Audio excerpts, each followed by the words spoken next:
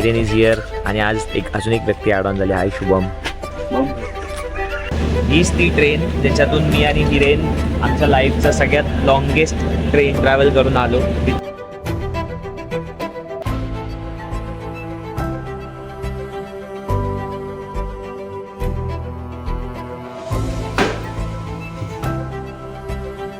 गल्ल्या एवढ्या कन्फ्युजिंग आहेत ना काहीच.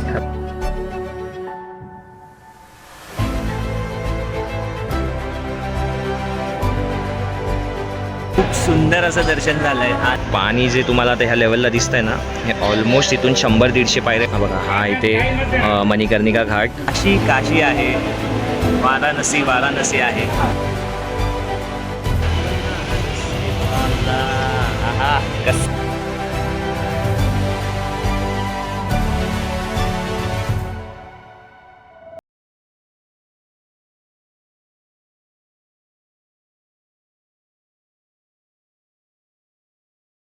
नमस्कार मंडळी, कसे आहात सगळे? मजेत आणि मजेतच आहात. Welcome back to what next guys. आज आम्ही निघालो आमच्या 9व्या ज्योतिर्लिंगा विच इज वाराणसी. सगळे झोपले म्हणून एवढा. हिरेन इज हिअर आणि आज अजून एक व्यक्ती ॲड ऑन झाली. हाय शुभम. सब लोग सो रहे इसलिए धीरे बात कर रहे हैं और अभी मैं भी जा रहा हूँ सोने क्योंकि सुबह के 6 बज रहे हैं. सीट सगळ्या वेगवेगळ्या लागलेला ॲडजस्ट कर लिया. महादेव ने सपोर्ट कर लिया. मिल गई सामने सामने. नहीं करना चाहिए. हैरी इधर, मैं इधर, शुभम इधर. इधर देख के बोल ना. तीनों को ऊपर नीचे मिले. सो गाईज आम्ही पोहोचलोय जळगावला आणि ट्रेन आता थांबली आहे. कंटाळा आला आतमध्ये बसून. आमचा नेहमीचा रिच्युअल साईड सीट आणि जेवण. आणि आज शुभम पण आहे. जेवण नाही. सो आज उपवास आहे म्हणून वेफर. आसनसोल मुंबई. सो मंडळी हीच ती ट्रेन ज्याच्यातून मी आणि हिरेन आमच्या लाईफचा सगळ्यात लॉंगेस्ट ट्रेन ट्रॅव्हल करून आलो. विच वॉज 36 आवर्स, 36 तास. आणि झारखंडवरून मुंबईला येताना आम्ही ह्याच ट्रेनने आलेलो. आणि मी आणि हिरेन कधीपासून डिस्कसच करतो की भावा कुठला स्टेशन आहे जिथे आपण थांबलेलो. हे स्टेशनचं नाव ऐकलं आहे आणि आता कळतं की इटारसीला हीच ट्रेन थांबलेली. हिरेन याद आया तर वापस जाते मुंबई. नाही भाई, झारखंड फिरसे नाही जाणे. मुंबई. स्विगी आणि झोमॅटो आमचे खरंच या ट्रेन जर्नीचे सेवियर आहेत. सो हिरेनचा जेवण लेट येणार आहे पण माझा उपवास आहे. मला कंट्रोल होत नाही कारण ह्याच्या पुढचं स्टेशन डायरेक्ट आहे. ह्याचं पुढचं स्टेशन डायरेक्ट ऑलमोस्ट आहे 10 वाजता आणि नाही थांबू शकत म्हणून. सॉरी हिरेन. सॉरी शुभम. नाही, आमच्या ट्रेनचं वैशिष्ट्य आहे की ही ट्रेन गेल्या 2 स्टॉपपासून अर्धा तास अगोदर पोचते. क्या बात आहे. आणि हिरेन आणि साहिली बोल रहा है. हिरेन आणि शुभमचं जेवण आलंय. सो कसं आहे तो तसाही बघत नाही कधीच. सो माझं जेवण झालंय कारण की माझा उपवास होता. तर मी 6 वाजता जेवण घेतलं कारण की मला सहन झालंच नसतं 10 वाजेपर्यंत थांबायला.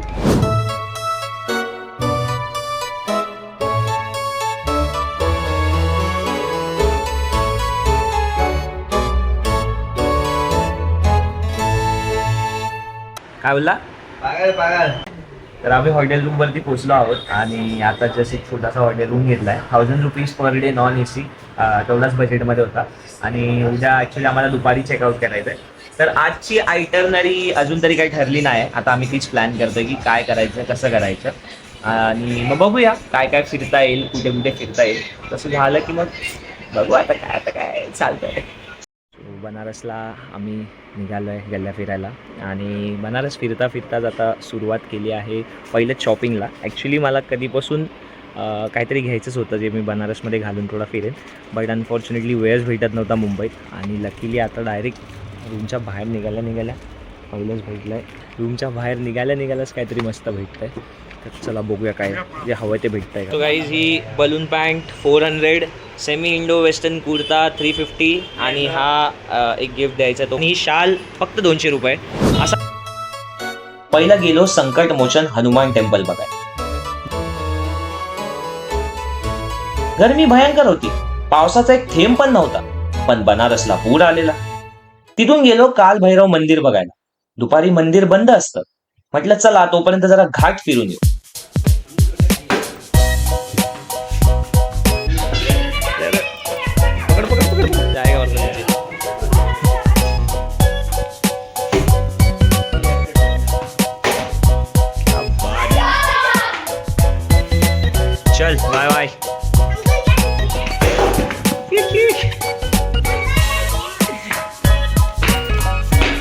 एक असा गल्ली क्रिकेट सुद्धा पाहिला. बनारसच्या गल्ल्या फिरता फिरता एका घाटावर पोचलो. गंगेला पूर आल्यामुळे सगळे घाट पाण्यात होते.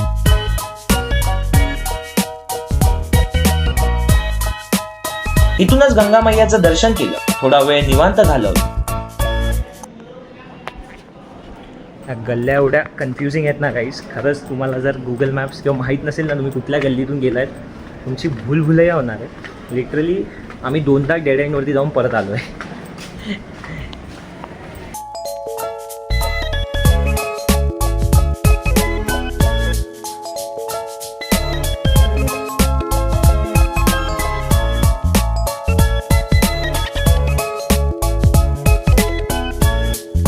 आम्ही ट्राय करतोय लस्सी, वाराणसी स्पेशल. म्हणजे ॲक्च्युली हे दोघं खात आहेत, मी फक्त टेस्ट करतोय कारण मला नाही इच्छा, माहीत नाही का.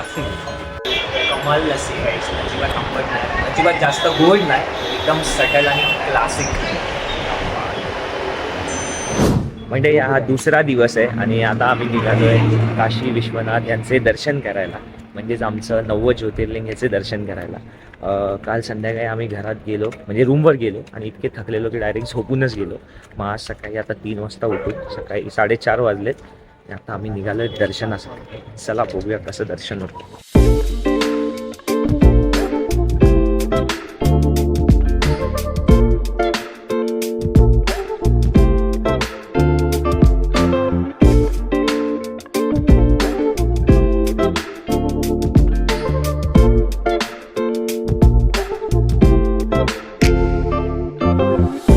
सुंदर असं दर्शन झालंय आणि आताच गुरुजींनी मस्तकाने टीका लावलाय. कमाल दिसतंय. Viren finally 9 done. शुभम भारी फिलिंग आहे. 1.5 तासात दर्शन झालं आमचं.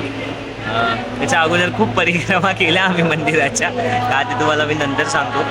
बट काशी आहे, वाराणसी आहे आणि गंगा आरती नाही मिळाली. आता आम्ही समोरच गंगा घाट आहे, तिकडे चाललो आहे. चला जरा थोडे इकडे बसून तिकडे जाऊया. कमाल असा कॉरिडोर आणि समोरच वाहत आहेत आपल्या गंगामाई. क्या बात आहे.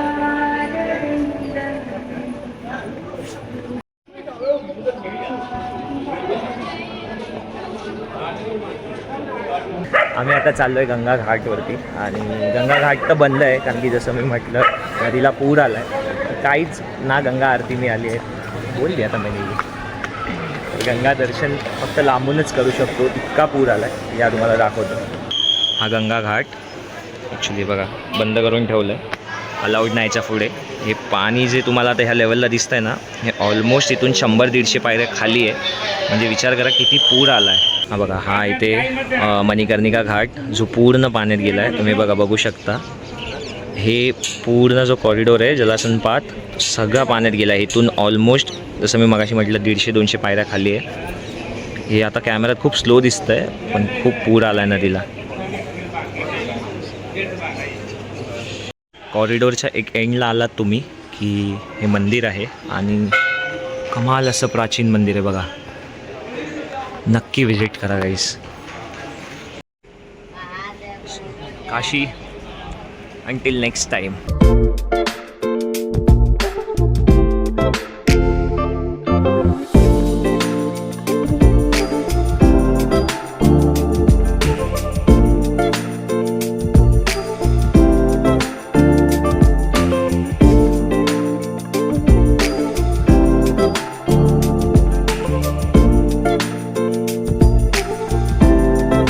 पुन्हा बनारसच्या गल्ल्या फिरता फिरता आम्ही पाहिलं गौरी केदारेश्वर मंदिर, गंगा घाट, चिंतामणी गणेश मंदिर. ची हालत बघा, म्हणजे सगळ्यांचे कपडे, मला हे आण मला ते आण, पूर्ण बॅग बिचारा हिरेन आणि शुभमने कशी तरी ताकद लावून पॅक करायला मदत केली आहे. म्हणजे बघा सिलाई फक्त आता अशी फाटायची बाकी. नको देवा प्लीज, माझी फेवरेट बॅग आहे. It's time to say bye bye to Varanasi. आता आम्ही निघतोय, खाली आमची रिक्षा आलेली आहे. इथून आम्ही चाललो एका ठिकाणी साड्या घ्यायला. सो बनारसमध्ये आलो आणि बनारसी साड्या नाही घेतल्या तर मग कसं चालेल. सो मम्मीला आणि आजीला मला गिफ्ट करायचं आहे, म्हणून म्हटलं की चला आपण जाऊया, साड्या बघूया, आवडल्या तर घ्यायच्या आहेत, नाही तर काय चालतंय. बनारसला आलो आणि बनारसी पान नाही खाणार तर कसं चालेल. इथे असं बोलतात स्वयं मोदीजी येऊन गेले, क्या बात आहे.